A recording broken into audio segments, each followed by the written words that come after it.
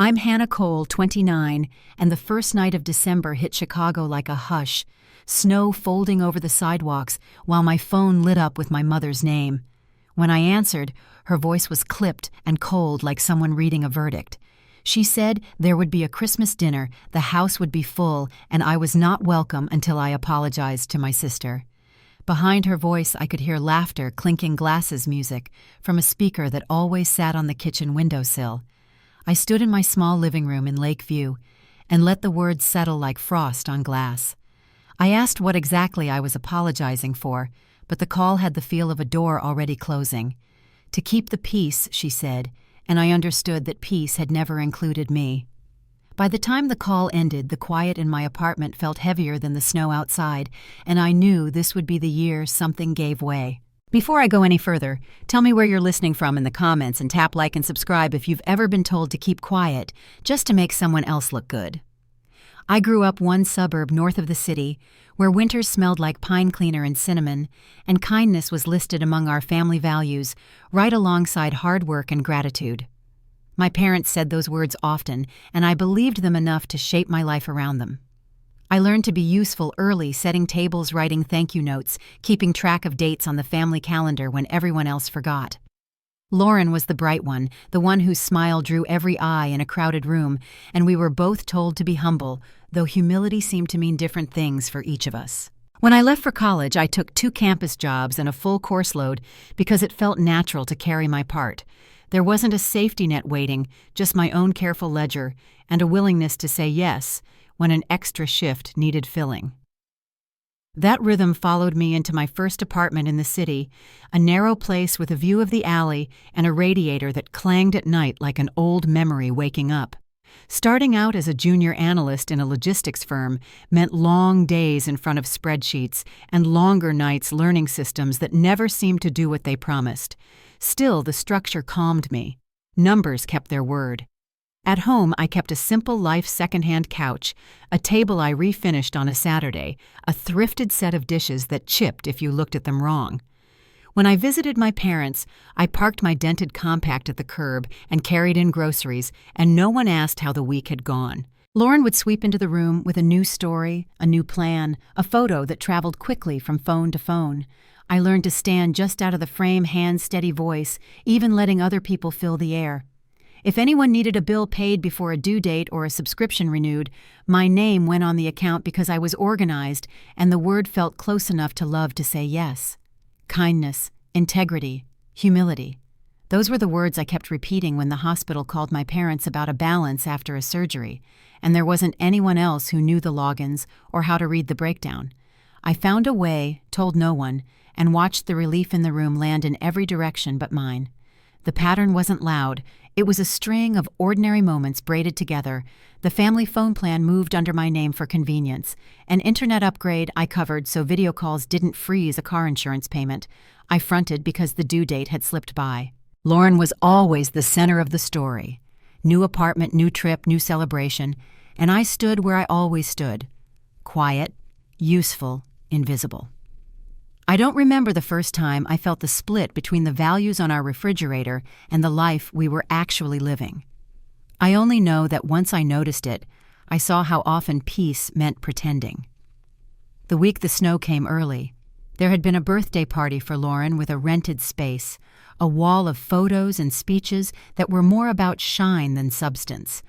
I tried to leave things unsaid, and then one sentence fell out of me about a credit card balance that kept finding its way back to my accounts.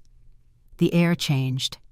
Eyes found me like I'd turned on a harsh light, and someone said I'd spoiled a good night.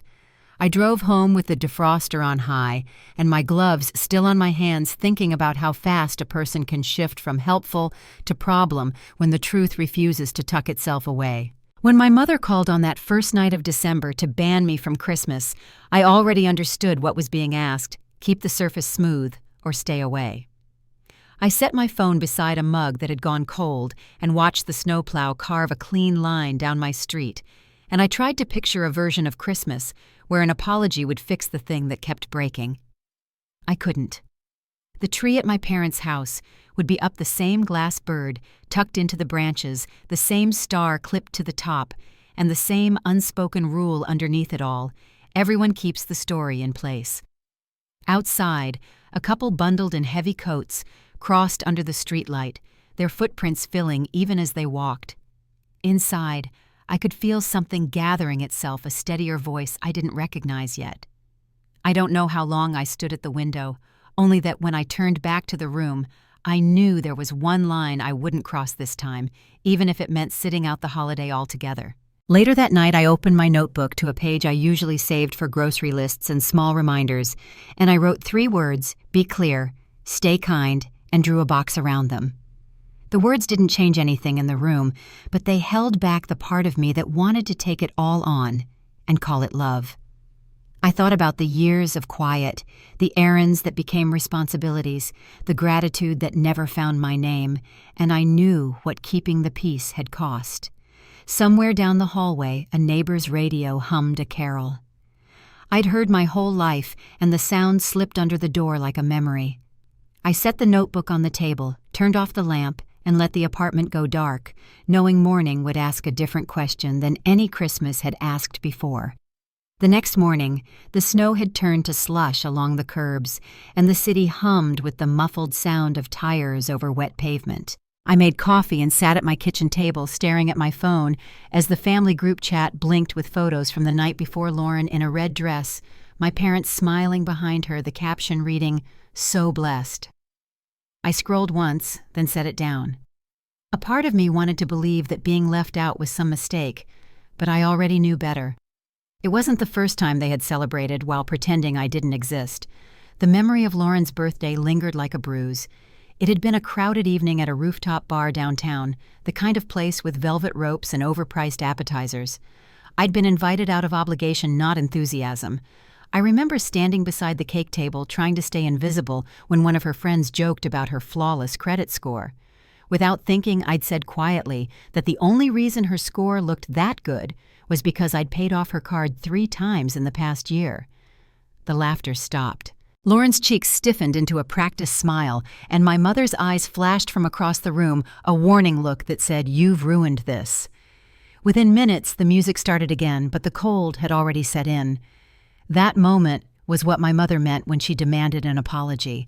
It didn't matter that the truth was simple or that I'd spoken without malice. What mattered was that I'd pulled back the curtain, and our family image was everything, and I had stepped out of line. When I was growing up, Lauren was the sun around which we all revolved. She danced through every school play and cheer competition while my parents cheered from the front row. I stayed busy with homework and chores, careful not to take up too much space. If Lauren forgot her lunch money, I'd hand her mine. When she borrowed my sweaters, they never came back. I don't think she meant harm. She just assumed I would understand, and I usually did. After college, our paths split. She landed a marketing job through a friend of my father's, while I worked my way through internships until I could afford a steady apartment. My parents helped her move into a downtown high-rise, paid her first few months of rent, and posted pictures of her balcony view as if it belonged to them. When I asked about fairness, my mother smiled and said, "You're the practical one, Hannah. You don't need help." I wanted to believe that was a compliment. Years later, that label practical became the excuse for everything they handed to Lauren and everything they handed to me to fix. When my father's heart surgery came, I didn't hesitate. I paid the bills insurance wouldn't cover and spent evenings at the hospital after work. My mother thanked the doctor but never mentioned me. After that, whenever something went wrong, a late utility payment, an expired insurance policy, it somehow landed in my lap.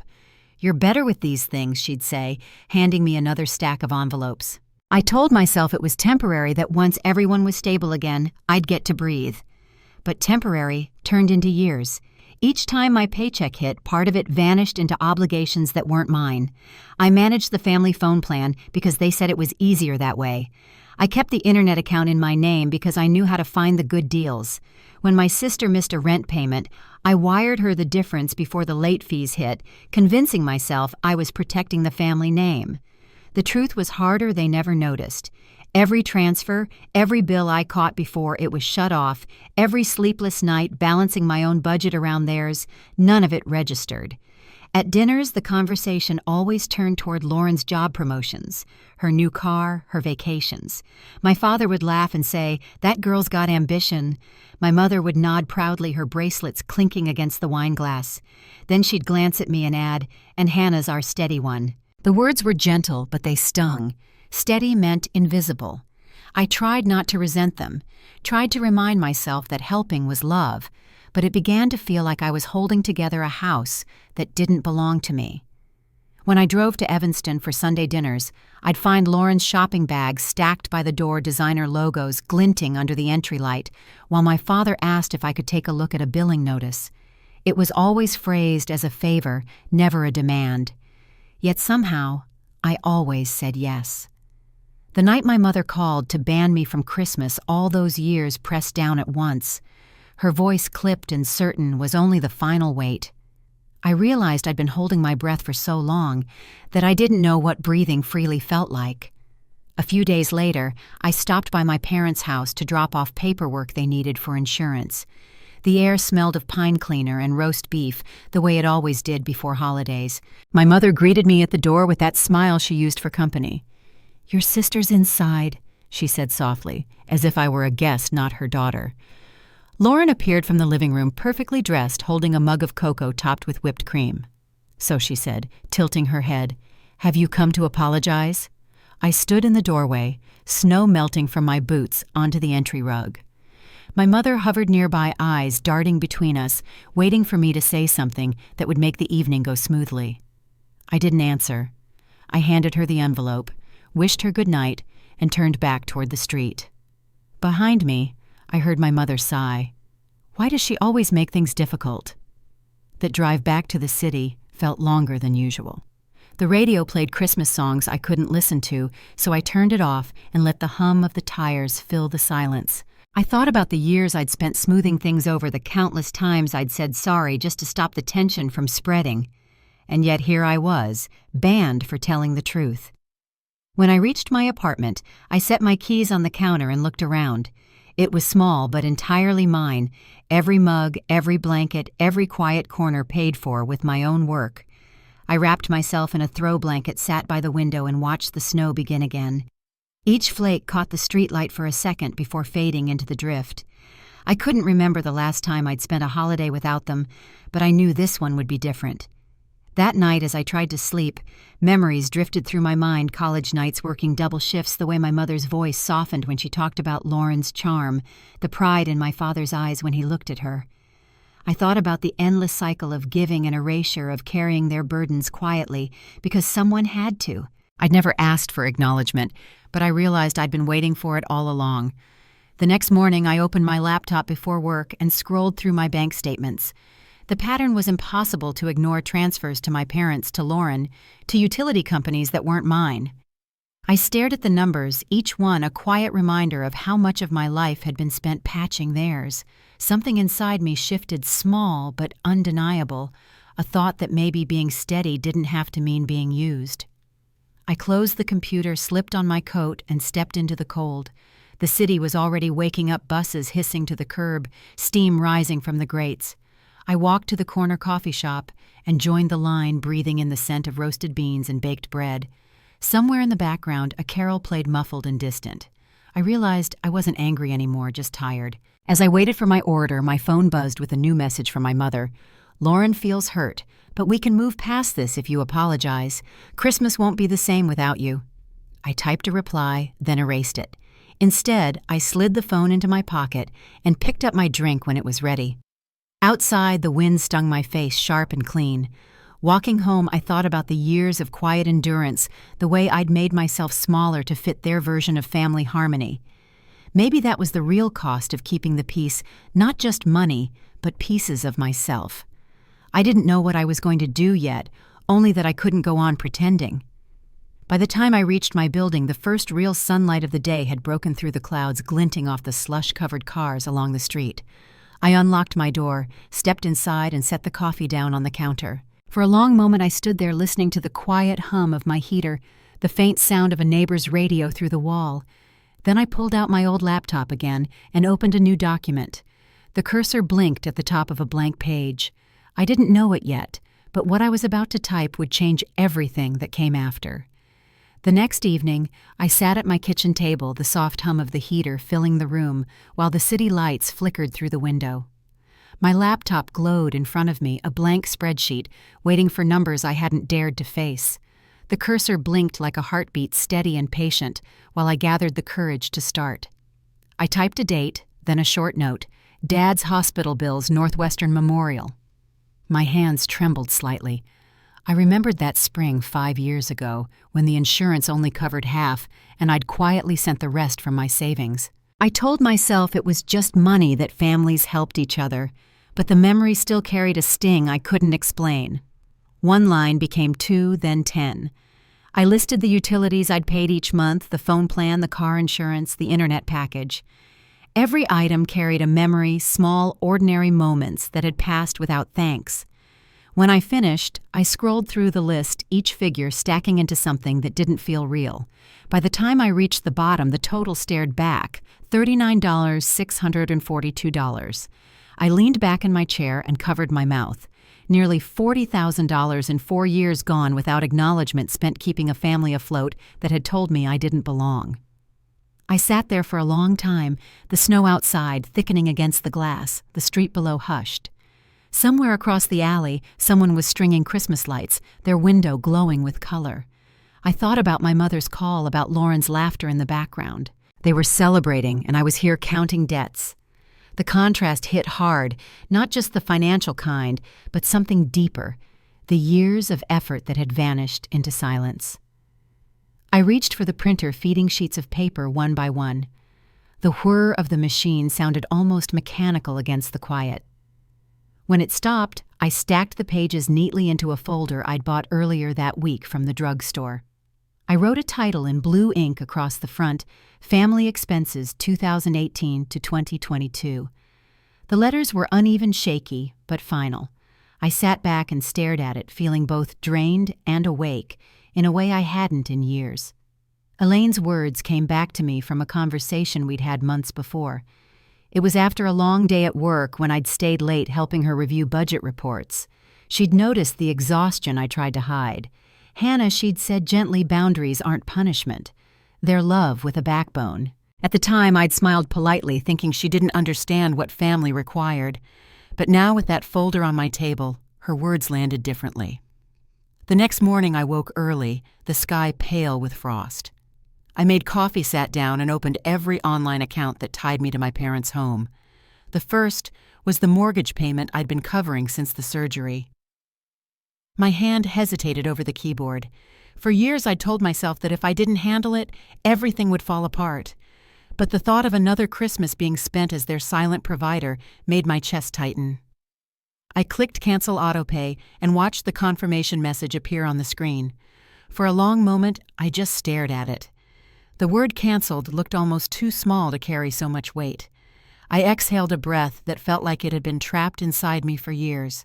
One by one, I did the same for the other accounts, the family phone plan, the utilities, the internet. Each time the same mixture of fear and relief washed through me.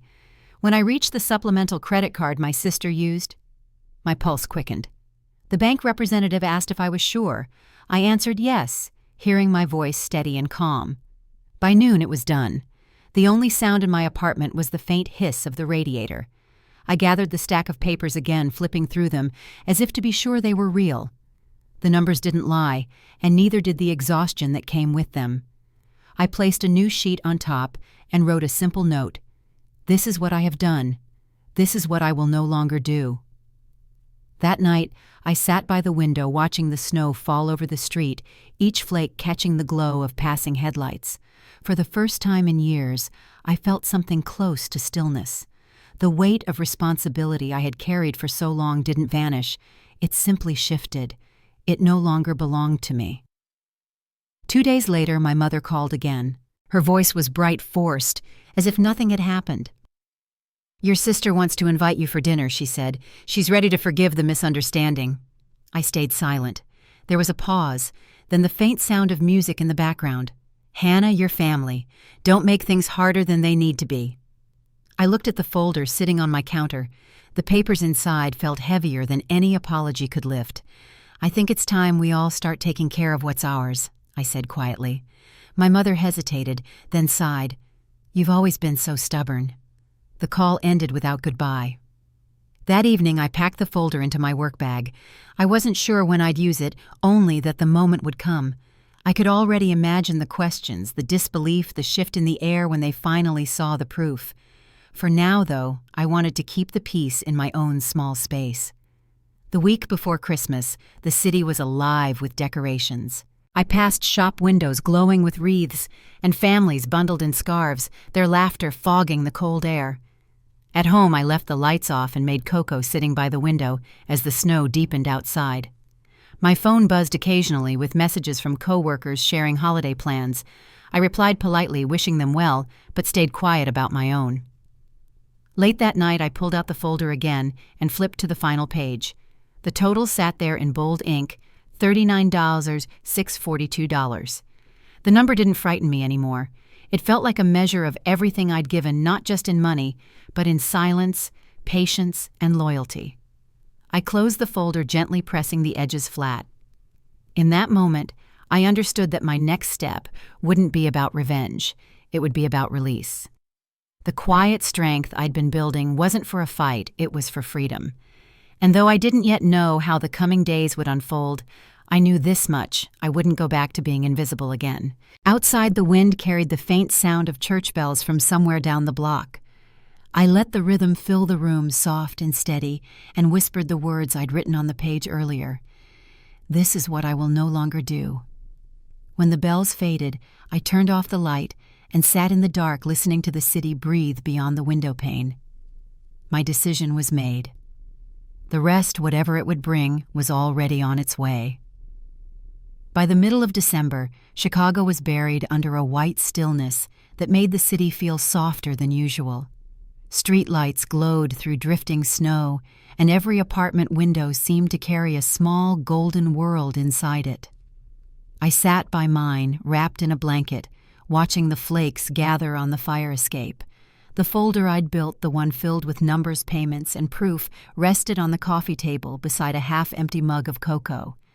I had read through it so many times I could recite every line by memory. Yet each time I looked at it, a different feeling surfaced: relief, sorrow, anger, and something that felt almost like courage. Elaine noticed the change in me that week. At work, during a quiet moment between meetings, she stopped by my desk. "You look lighter somehow," she said, setting down her coffee. "Did you finally do something for yourself?" I hesitated, unsure how to answer. After a moment, I told her I started taking things off my plate.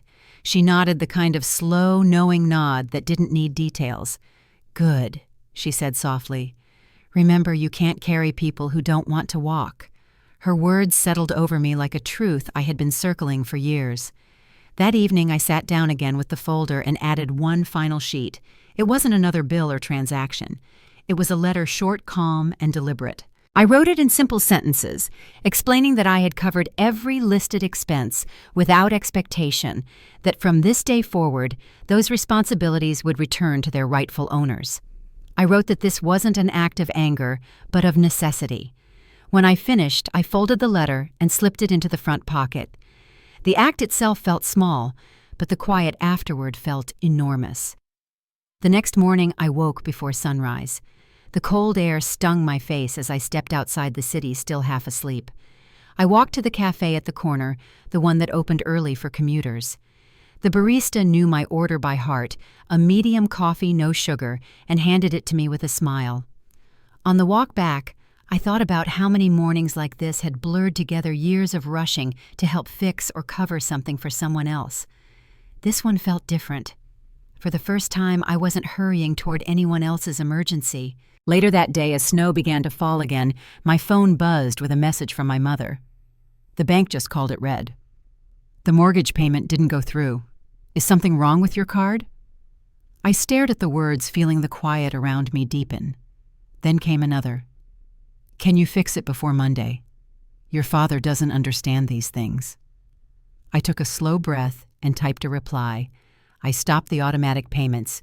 You'll need to contact the bank directly." There was no response for several minutes, and then a short one. "We'll talk about this later." That evening, I opened my laptop and drafted a simple checklist. It listed every account they would now manage the mortgage, the phone plan utilities, the credit cards. For each, I added contact numbers, due dates, and brief instructions. The list wasn't for me, it was for them. I printed it, slid it into a new folder, and labeled the cover neatly. Instructions for taking responsibility. When I closed it, my hands were steady. The following day, I left work early. The sky was already dimming by the time I reached Evanston, the streets lined with glowing wreaths and snowbanks pressed high along the curbs. My parents' house looked the same as always, warm, inviting, the kind of place that gave the illusion of comfort even when the air inside could freeze a person in silence. Through the front window, I saw the Christmas tree shining gold ornaments reflecting the lights. I parked, took a moment in the car, and then walked to the door. My mother opened it before I could knock. "Hannah," she said, startled. Her eyes moved to the folder in my hand. We were just sitting down to dinner. I stepped inside. The scent of roasted ham filled the air, and laughter carried from the dining room. My father looked up from the table, surprised. Lauren sat beside him, a wine glass in her hand, dressed as if the evening were a celebration. The room fell quiet. "I came to drop something off," I said, setting the folder on the table near the tree. "It's everything you'll need for the bills and accounts I used to handle." My mother blinked. "What do you mean, used to?" My father's expression shifted from confusion to discomfort. "We didn't ask you to stop," he said. "You know how these systems work better than we do." I looked at them both, calm but unshaken. "That's exactly why it has to change. I've been managing these things for years. It's time you took them back." My mother's voice sharpened. "This isn't a good time for a discussion, Hannah. It's the holidays." Lauren's laugh was short and dismissive. "You always find the most dramatic moments." I turned to her, meeting her eyes. "You might want to check your wallet," I said quietly. "Your supplemental card was canceled last week." The color drained from her face. "You what?" she snapped. "That's my account." I shook my head. "It was my account. You were just a name on it." For a moment, no one spoke. My father leaned back in his chair, rubbing his temples. My mother whispered something under her breath. I could feel the air tightening, but I didn't raise my voice. "Everything you need is in that folder," I said evenly. "Account numbers, due dates, even customer service instructions. I've written down every detail. From now on, you'll handle your own payments." My mother's eyes softened, the edge in her tone slipping into something almost fragile. "Hannah, we never meant for you to feel burdened." I nodded once. "I know, but intention doesn't erase what's been done." I picked up my coat from the back of a chair and turned toward the door. Lauren muttered something, maybe an insult, maybe a defense, but I didn't stay to hear it. Outside, the cold hit like a wave. Snow was falling again, thicker this time, dusting the car and the sidewalk. I stood for a moment, breathing in the crisp air, the muffled quiet of the neighborhood pressing close. The lights from the house glowed behind me, blurred by the falling snow. Driving home, I felt both emptied and full, like every ounce of energy I'd spent holding others up had finally returned to me. When I reached my apartment, I left my coat on the chair, poured a glass of water, and sat down at the kitchen table. The folder I'd created for myself still sat there. Family expenses.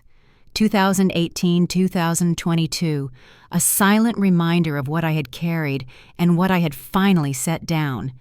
Later that night, I sent Elaine a short text. I did it. She replied a few minutes later with 3 words that made my eyes sting. "I'm proud, Hannah." I set the phone aside and stared out at the city. Snow drifted past the windows like slow-moving stars. For the first time, I didn't feel the need to explain myself to anyone. I didn't know what the next few days would bring, whether my family would be angry, indifferent, or finally quiet enough to listen, but it didn't matter. The decision was already made. What I didn't realize then was that the storm brewing behind that silence would find its way back to my doorstep sooner than I expected. Christmas Eve arrived with a cold so sharp it made the air shimmer. The sidewalks glistened under streetlights, and the city seemed wrapped in silver silence. I had no plans, just a quiet dinner for one and a small tree in the corner of my apartment, its lights glowing softly against the frost on the window. I was halfway through reheating soup when my phone started buzzing. The screen showed my mother's name. I hesitated before answering. Her voice was rushed, trembling around the edges. "Hannah, the bank's been calling all day. The mortgage payment didn't go through, and they're warning about late fees. Your father's panicking. Can you please fix it tonight?" I could hear the sound of conversation and silverware clinking in the background. They were hosting Christmas dinner without me. I glanced at the folder on my coffee table, the one I'd delivered to their house just days earlier, and felt a strange stillness settle in. "You don't need me to fix it," I said quietly. "Everything you need is written down. Check the instructions." For a moment, all I heard was her breathing. Then she whispered, "This isn't the time for pride, Hannah." Before I could reply, laughter echoed through the phone, followed by Lauren's voice asking, "Who's she on the phone with?" My mother's answer came sharp and defensive. "No one. Finish your plate." The line went silent after that. I set the phone down and stared out the window, the city lights flickering like distant candles. An hour later, I was still awake, turning that conversation over in my mind. Outside, snow drifted in slow spirals under the street lamps, and somewhere down the block, a radio played faint Christmas music. I thought about the years I'd spent fixing every problem before it reached crisis level, the late-night transfers, the quiet rescues no one ever remembered. My chest tightened with something that wasn't anger. It was the exhaustion of realizing how many times I'd mistaken silence for peace. I changed clothes, grabbed my coat, and picked up the folder from the table. It wasn't impulse that drove me, it was clarity. If my family needed to face the truth, then I was going to deliver it myself. The drive to Evanston was quiet. The streets were empty except for a few cars cutting through the snow. As I turned down my parents' street, I saw the house glowing in warm light wreaths on the windows, a tall tree visible through the front glass. I parked across the street and sat for a moment, my breath fogging the windshield. Then I stepped out the folder tucked under my arm and walked up the shoveled path to the front door. Inside, the sound of laughter and Christmas music spilled out like nothing had changed. My mother opened the door, surprise flashing across her face. "Hannah," she said, glancing at the guests behind her. "Why are you here?" I stepped past her into the entryway, brushing snow from my coat. "You called," I said evenly. "I brought what you need." The living room was filled with family, my father, my sister, and a few relatives who had come in from Indiana. The smell of roasted ham and pine filled the air. When they saw me, the room fell silent. My father rose halfway from his chair, unsure whether to greet me or brace for something else. Lauren looked irritated, her red dress glittering under the lights. "Well, look who decided to show up," she said, her smile sharp. I placed the folder on the dining table beside the Christmas tree. "Here's everything," I said calmly. "Every payment, every bill, every dollar I've covered for this family since 2018. But as of tonight, that ends." My father's brow furrowed as he reached for the folder. "What are you talking about?" he asked. My mother's hand trembled as she touched the cover. The papers inside rustled like a storm. Lauren rolled her eyes. "You can't be serious. You're really bringing up money on Christmas Eve." I turned toward her, my voice steady. "Do you remember the $700 you borrowed last spring, or the time I paid your credit card so you wouldn't default?" "I do." I reached into the folder and pulled out a plastic sleeve filled with printed text messages, every promise she'd made to pay me back, every forgotten apology. "Here's the proof." Her face flushed crimson as she glanced around the table. "This is ridiculous," she snapped. "You're making a scene." I shook my head. "No, Lauren, I'm setting the record straight." My father had gone pale. He flipped through the document slowly, his eyes scanning rows of numbers, hospital bills, mortgage transfers, insurance payments, and utilities. His hands began to shake. "Is this all real?" he murmured.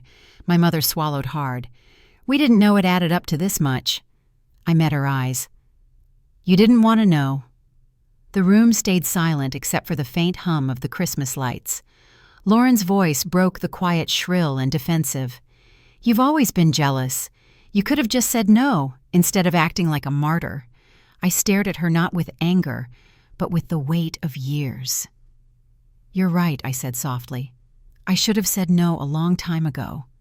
But that stops tonight." My mother set the folder down, her eyes glistening. "Hannah, please. Let's not do this now." I straightened my coat. "I'm not here to argue. I'm here to return responsibility to the people it belongs to." I turned toward the door, but before I could reach it, my father's voice cracked through the air. "Wait."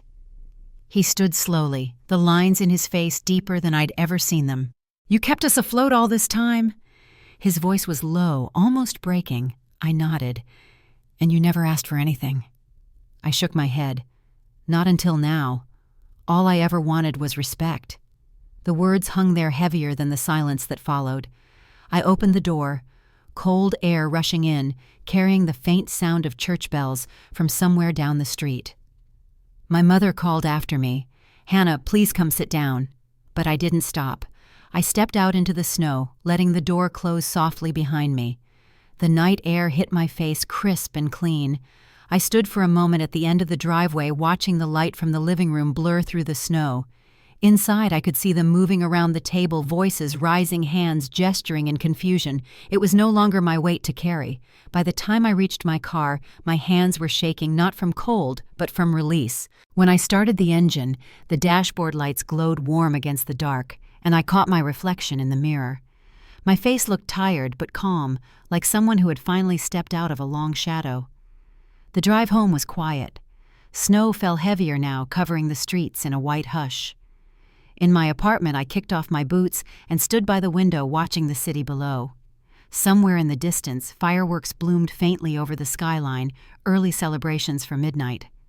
I thought about the folder sitting on that table, about how every page was a record of years that could never be reclaimed, but also proof of something I hadn't realized until now. I had survived all of it on my own. When I finally lay down, the apartment was silent, except for the hum of the radiator. My phone sat face down on the nightstand. I didn't need to check for messages. Whatever happened next, I knew it would begin with quiet, just like the moment I'd chosen to walk away. Outside, the snow kept falling, blanketing the city in stillness. And somewhere across town in the house where I once believed peace could be found, my family was learning what it felt like to stand on their own. The next morning, sunlight spilled weakly through the blinds, turning the frost on my window into streaks of gold. I woke later than usual, still half expecting my phone to be buzzing with messages. For years, every morning had started that way, with my mother's reminders, my father's questions, or Lauren's hurried requests for help. But this time, there was nothing. The quiet filled the room like a living thing. I made coffee, sat down at the kitchen table, and watched the steam rise from the mug. My phone screen stayed blank. Hours passed before I glanced at it again. There were no missed calls, no texts, no new notifications from the family group chat that usually pulsed with chatter about errands, recipes, and small gossip. The last messages were from the night before the laughter, the celebration that had gone still the moment I'd walked in and placed that folder on the table. Since then, silence. I wasn't sure if it was punishment or peace. That afternoon, I bundled up and stepped outside. The sidewalks were slick, the air sharp enough to sting. The city looked softer under its blanket of snow, like everything had been muted overnight. I walked without a destination past shop windows glowing with decorations, past families carrying bags of last-minute gifts. A mother and daughter walked ahead of me, laughing as they tried to share an umbrella. For a moment, I wondered what it might have been like to have that kind of easy love, unconditional, uncomplicated. Then I shook the thought away and kept walking. When I got home, I opened my laptop out of habit and scrolled through social media. The first thing I saw was a post from Lauren. She had uploaded a photo from the Christmas dinner, the same glowing table I'd walked away from. The caption read, "Family is everything. Money can never replace love." Beneath it were a few heart emojis and comments from her friends. But then I noticed something else, fewer likes than usual, and a handful of replies that made me stop. One relative had written, "Family is about fairness too." Another said, "Some people give too much without being seen." Even my cousin Rachel had commented, "If it weren't for Hannah, that house wouldn't even be standing." I sat back in my chair, unsure how to feel. I hadn't told anyone what had happened. The truth had spread on its own. A few hours later, my phone finally rang. The screen showed my father's name. I hesitated before answering. His voice came through soft, almost unsure. "Hannah, I need to ask you something," he said. "How do I set up an automatic payment for the mortgage? The bank says I need to verify with my account." For a moment, I didn't speak. The man who once managed every detail of our household was now asking for my guidance on something I had quietly handled for years. "You'll need to call the bank directly," I said. "They'll walk you through it step by step." He paused, the line quiet, except for the faint sound of the television in the background. "All right," he said finally. "Thank you." His voice caught a little before he hung up. It wasn't an apology, not yet, but it was the closest he had ever come to acknowledging how much he had relied on me. The next day, my mother sent a short message.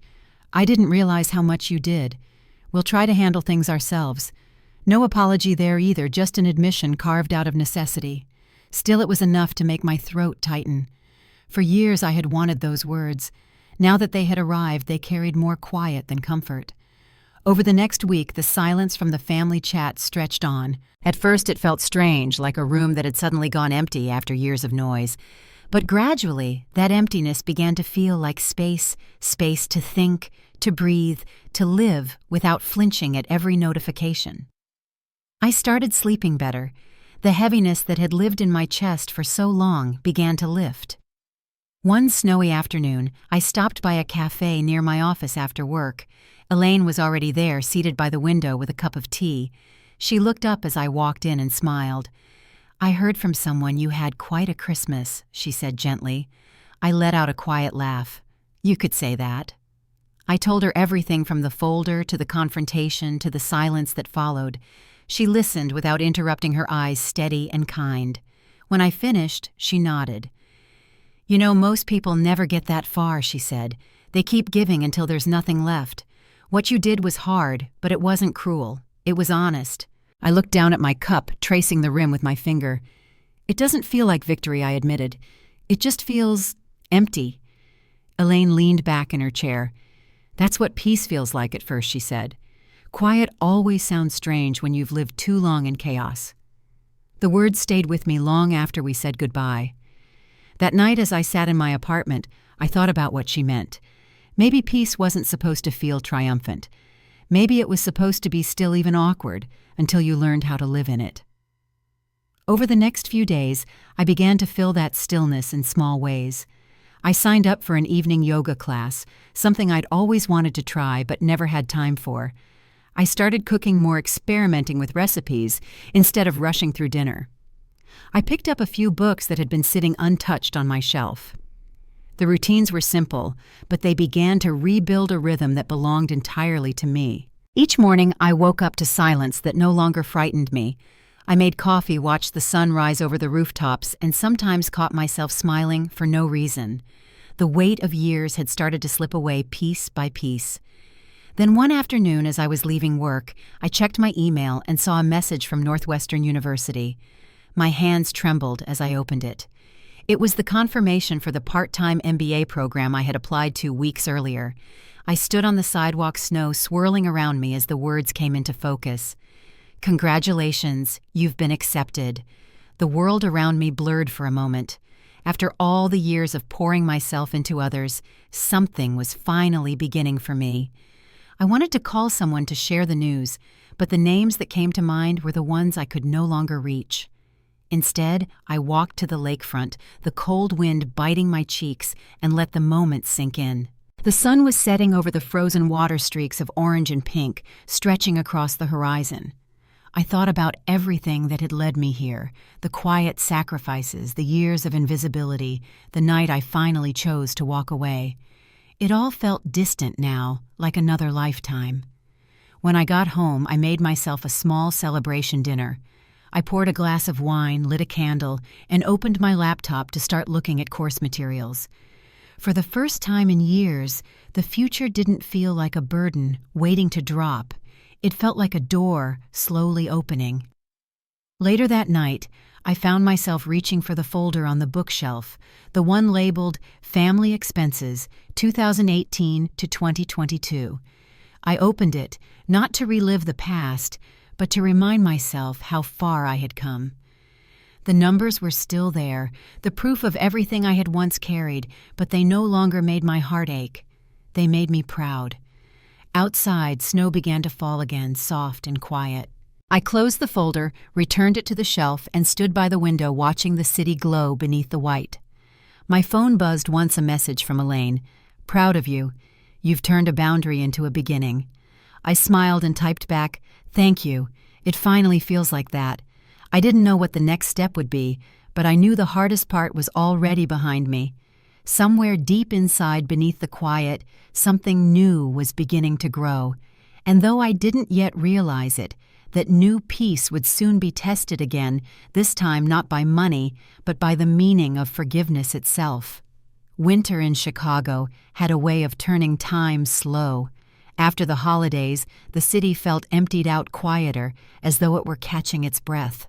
The street outside my apartment was buried in snow, and the air carried that bright metallic cold that clung to everything.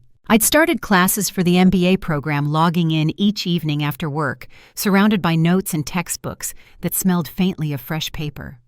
My days were full but calm. I was learning how to live without the constant pull of someone else's urgency. It had been weeks since I'd spoken to my family. The last message from my mother, a brief line about handling things on their own, still sat unanswered in my phone. I read it now and then, mostly to remind myself that it existed. There was still no apology, but the tone had changed. She had stopped speaking to me like an employee. One Friday evening in late January, I came home from class and found a small envelope tucked under my apartment door. The handwriting was familiar. Inside was a folded letter from my father. The paper smelled faintly of coffee, his way of lingering in everything he touched. "Dear Hannah," it began. "I don't know how to say what I should have said years ago. I'm sorry. You carried more than anyone should have to, and I treated it like it was nothing. Your mother and I have been trying to learn how to manage without you, and it's shown us how much we took for granted. We're not asking for help. We just want you to know we see it now. We see you." I read it twice then, a third time. The words were uneven, hesitant, but they were real. My father was never good with emotion. He built his life around avoiding it. But there it was, scrawled across paper that shook slightly in his handwriting. I folded it carefully and set it on the table beside my coffee mug. That weekend, I didn't call him back. I wasn't ready yet, though I knew I would be soon. Instead, I spent the morning walking through the snow-dusted park near Lake Michigan. The air was crisp, the sky low and gray, and the world felt strangely clean. I watched the lake move under thin sheets of ice and thought about what it meant to forgive, not for their sake, but for my own. A week later, I got another call from my mother. For a moment, I considered letting it go to voicemail, but something in me said to answer. Her voice was softer than I remembered. "Hannah," she said quietly, "your father's letter. He wasn't sure if he sent it right. Did you get it?" "I did," I said. "I wanted to add something." She continued, "I'm sorry too. I don't know when I started thinking love meant protecting comfort instead of people. You deserved better." Her words came out uneven, as though they had been sitting inside her for too long. We talked for nearly an hour. It wasn't emotional, just honest. She told me they were managing the bills themselves now, learning how to set up online payments, handling small crises without calling me. Lauren, she said, had been quiet lately, working longer hours trying to pay down her debts. I didn't ask questions. I simply listened. When the call ended, there was no promise of reconciliation, just a quiet understanding that something had shifted. Life in the city moved forward. I got used to the rhythm of balancing work classes and quiet evenings alone. Elaine stopped by my desk one afternoon with a smile. "You seem different lately," she said. "Lighter." I smiled back. "Maybe because I finally stopped carrying what wasn't mine." She nodded. "That's what freedom looks like, Hannah. It's rarely loud." That night, I opened my old financial spreadsheet one last time. The numbers were still there, every expense I'd ever paid for my family, but they no longer looked like proof of pain. They looked like evidence of strength, each entry a mark of survival. I saved a copy, then closed the file for good. The following Sunday, my phone buzzed again. This time it was Lauren. I hadn't heard her voice since that night in Evanston when she'd accused me of being petty in front of everyone. Her text was simple. "Can we talk?" I hesitated before replying, then typed, "Sure, tomorrow after work." We met at a cafe near my office. When I walked in, she was already seated by the window, her hair pulled back. her eyes tired in a way I'd never seen before. There was no designer bag on the chair beside her, no perfect manicure, no practiced smile, just my sister stripped of the sheen she had always worn like armor. "Thank you for coming," she said as I sat down. I nodded. "What's going on?" She looked down at her hands. "I lost my job last week," she said quietly. "The company's downsizing and I'm behind on rent." She glanced up, meeting my eyes quickly.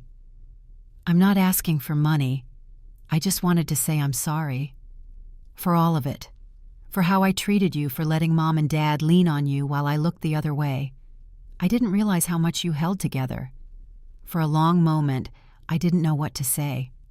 Lauren had never apologized for anything, not even small things.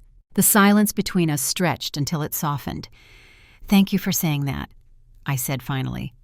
"It means a lot." We talked for almost an hour. She told me she'd started looking for another position, that she was trying to manage her finances without leaning on anyone. When we stood to leave, she reached out and hugged me. It wasn't the kind of hug that erased everything, but it was enough to close the distance that had stretched between us for years. That night, walking home through the cold, I realized something unexpected. The weight that had once felt permanent, decades of resentment, silence, and imbalance had begun to lift. The truth had reshaped us all in small, quiet ways. When I got home, I made tea and sat by the window, watching snowflakes drift past the streetlights. My phone buzzed once more. A new message from my father. "We're proud of you. Dinner soon?" I smiled, setting the phone beside my mug. I didn't answer right away. I just sat there, letting the warmth of the moment settle in. Outside, the city shimmered under the snow, and for the first time in a long time, the silence around me felt peaceful, not empty. What I didn't know then was that the next call, the one that would come just before the new year, would change the quiet again. Not with conflict this time, but with something else entirely: closure. Winter slowly gave way to the softer light of early spring.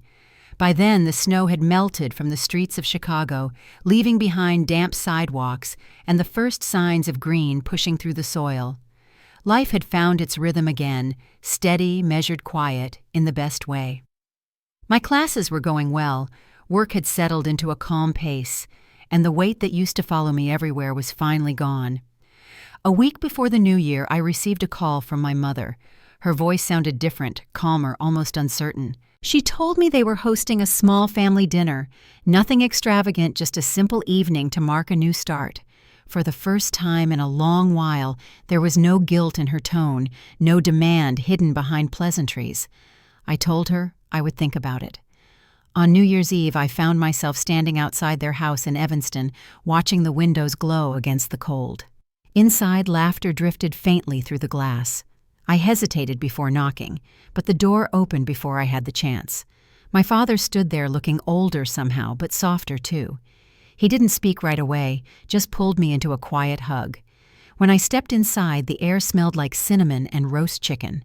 The table was simple this time, no glittering decorations, no show for the neighbors.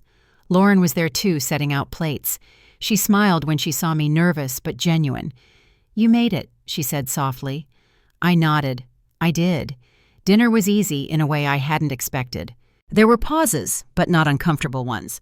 My father asked about my classes, my mother listened when I spoke, and Lauren shared stories about her new job at a small marketing firm downtown. She looked proud in a way that didn't need approval. For once, the room felt balanced. After we finished eating, my mother handed me a small envelope. Inside was a check, not a large one, but written in both her and my father's handwriting. "It's not repayment," she said quickly. "It's acknowledgement for all those years." I stared at it for a moment, then set it down gently. "You don't owe me anything," I said. "What matters is that you see it now." She reached across the table and took my hand. "We do," she said quietly. "But thank you for letting us make it right." For the first time, I saw tears in her eyes, not of guilt, but of understanding. The moment felt small, yet it carried everything we had never been able to say. Later that night, after I left their house, I drove toward the lake.